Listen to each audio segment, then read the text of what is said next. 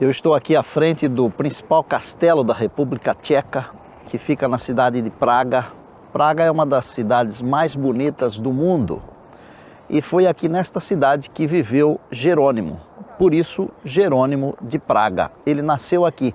E eu quero falar sobre Jerônimo de Praga para você, porque Jerônimo de Praga foi um dos principais reformadores. Jerônimo de Praga viveu de 1379 a 1416. Foi um tcheco, sacerdote católico apostólico romano e também protestante, que ilustrava em sua vida Martinho Lutero contra as heresias de Roma. Foi perseguido, preso e também queimado vivo por ordem do Papa Gregório VII. O professor Jerônimo de Praga foi o principal discípulo e mais devotado amigo de Johann Hus, o célebre reformador religioso tcheco.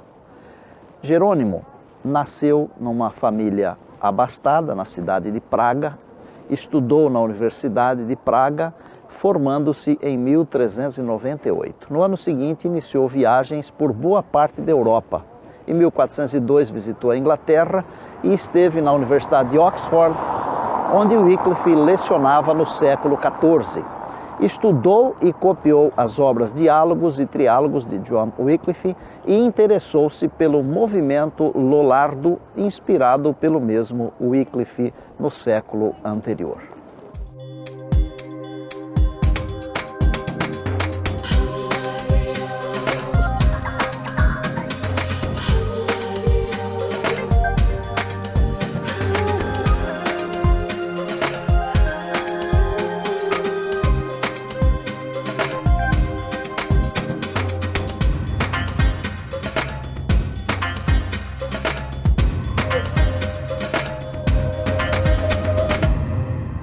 Em 1403, Jerônimo foi a Jerusalém e em 1405 estudou na Universidade de Paris, onde obteve o grau de mestre.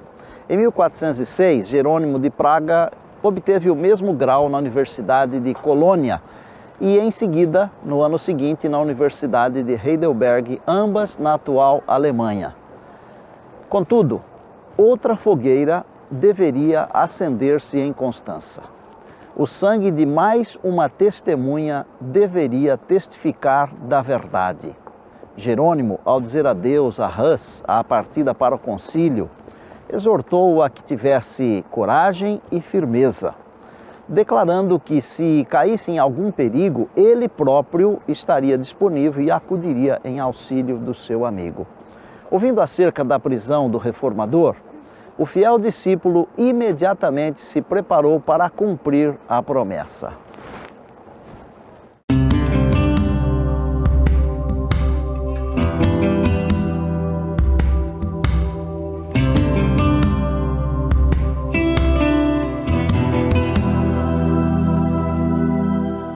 Sem salvo-conduto e com um único companheiro, partiu para Constança. Ali chegando, convenceu-se de que apenas se havia exposto ao perigo, sem a possibilidade de fazer qualquer coisa para o livramento de Hus. Fugiu da cidade, mas foi preso em viagem para casa e conduzido de volta em ferros sob a guarda de um grupo de soldados. Ao seu primeiro aparecimento perante o concílio, as tentativas de Jerônimo para responder às acusações apresentadas contra ele eram defrontadas com clamores: "Às chamas! Que vá às chamas! Às chamas!"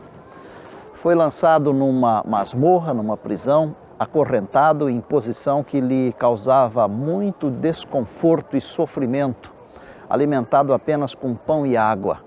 Depois de alguns meses, as crueldades da prisão causaram-lhe uma enfermidade grave que lhe pôs em perigo a própria vida.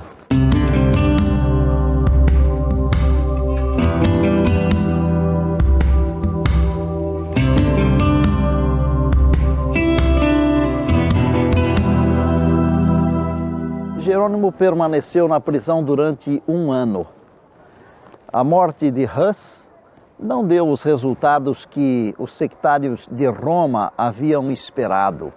A violação do salvo-conduto suscitara uma tempestade de indignação e, como meio mais seguro de agir, o concílio decidiu, em vez de queimar a Jerônimo, obrigá-lo, sendo possível, é claro, a retratar-se.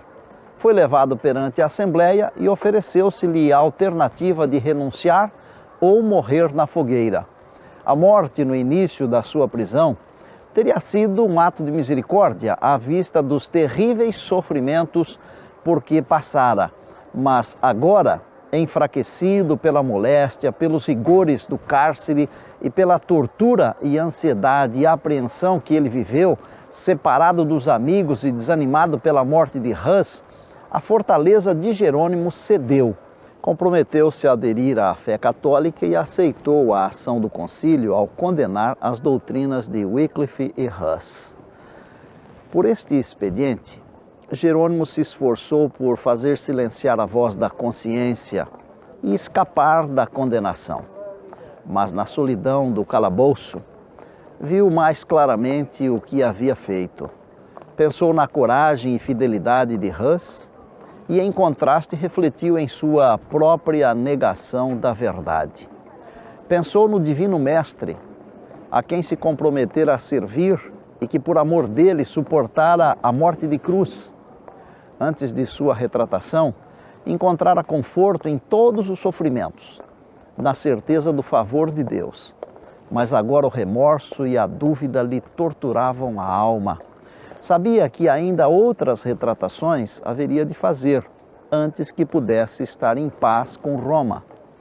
O caminho em que estava entrando apenas poderia terminar em completa apostasia.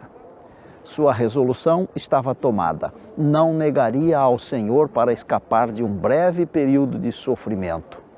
Logo foi novamente levado perante o concílio. Sua sede de sangue, aguçada pela morte de Hus, clamava novas vítimas. Apenas renunciando à verdade, sem reservas, poderia Jerônimo preservar a própria vida. Decidira-se, porém, confessar sua fé e seguir às chamas seu irmão mártir. Renunciou à retratação anterior e, como moribundo, exigiu solenemente oportunidade para fazer sua defesa. Temendo o efeito de suas palavras, os prelados insistiram em que ele meramente afirmasse ou negasse a verdade das acusações apresentadas contra ele. Jerônimo protestou com tal crueldade e injustiça. Conservaste-me encerrado durante 340 dias, numa prisão horrível, disse ele, em meio da imundícia, repugnante mau cheiro e da maior carência de tudo. Trazeis-me depois diante de vós e, dando ouvidos a meus inimigos mortais, recusais me ouvir. Se sois, na verdade, homens prudentes e à luz do mundo, tende cuidado em não pecar contra a justiça. Quanto a mim, sou apenas um fraco mortal. Minha vida não tem senão pouca importância. E quando vos exorto a não lavrar uma sentença injusta, falo menos por mim do que por vós. Seu pedido foi finalmente atendido. Na presença dos juízes, Jerônimo ajoelhou-se e orou para que o Espírito do Senhor, o Espírito Divino, lhe dirigisse os pensamentos e as palavras, de modo que nada falasse contrário à verdade ou indigno de seu mestre. As palavras de Jerônimo excitaram espanto e admiração, mesmo a seus inimigos. Durante um ano inteiro, havia ele estado emparedado numa masmorra, impossibilitado de ler ou mesmo de ver, com grande sofrimento físico e ansiedade mental. No entanto, os seus argumentos eram apresentados com tanta clareza e força, como se houvesse tido oportunidade tranquila para o estudo, para o preparo. Em sua retratação, Jerônimo consentira na justiça da sentença que condenara Hus. declarou ele agora o seu arrependimento e deu testemunho da inocência e santidade do mártir. Reprovando-se a si mesmo por sua negação da verdade, Jerônimo continuou: de todos os pecados que tenho cometido desde a minha juventude, nenhum pesa tão gravemente em meu espírito e me causa tão pungente remorso como aquele que cometi neste fatídico lugar, quando aprovei a iníqua sentença dada contra Wycliffe e contra o santo mártir João Hus, meu mestre e amigo. Sim, confesso de coração e declaro com horror que desgraçadamente fraquejei quando, por medo da morte, condenei suas doutrinas. Portanto, suplico a Deus, o Deus Todo-Poderoso, que tenha misericórdia e me perdoe dos meus pecados, e em particular este, o mais hediondo de todos. Apontando para os juízes, disse com firmeza: condenastes Wycliffe e John Hus, não por terem abalado a doutrina da igreja, mas simplesmente por estigmatizarem com a reprovação os escândalos do clero, a pompa, o orgulho e todos os vícios dos prelados e padres. As coisas que eles afirmaram e que são irrefutáveis, eu também as entendo e declaro como eles. Suas palavras foram interrompidas. Os prelados, trêmulos de cólera, exclamaram: que necessidade mais há de prova? Contemplamos com nossos próprios olhos o mais obstinado dos hereges. Sem se abalar com a tempestade, Jerônimo exclamou: ora, supondes que receio morrer? Conservaste-me durante um ano inteiro em horrível masmorra, mais horrenda que a própria morte?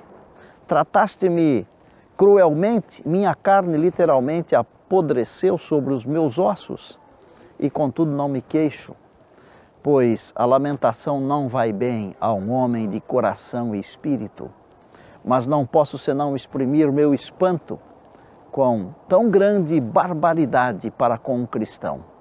Estas foram suas palavras. Sem demora se proferiu a sentença de morte contra ele. Foi levado ao mesmo local em que Hus entregara a sua vida. Cantando, ele fez o trajeto, tendo iluminado o semblante com alegria e paz. Seu olhar fixava-se em Jesus e a morte para ele havia perdido o terror. Quando o carrasco, estando para acender a fogueira, passou por trás dele, o mártir exclamou: venha com intrepidez e ousadia pela frente, ponha fogo à minha vista. Se eu tivesse medo, não estaria aqui. Suas últimas palavras, proferidas quando as chamas se levantavam em redor dele, foram uma breve oração. Senhor, Pai Todo-Poderoso, exclamou, tem piedade de mim, perdoa todos os meus pecados, pois sabes que sempre amei tua verdade. Sua voz cessou, mas os lábios continuaram a se mover em oração. Tendo o fogo efetuado a sua obra, as cinzas do mártir, bem como a terra sobre a qual repousavam, foram reunidas e como as de Hus lançadas no Reno.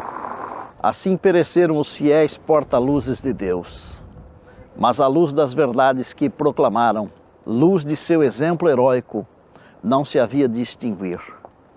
Tanto poderiam os homens tentar desviar o sol de seu curso, como impedir o raiar daquele dia que mesmo então despontava sobre o mundo. Jerônimo de Praga, João Hus e John Wycliffe são considerados precursores da reforma protestante que ocorreria no século XVI, e assim aconteceu.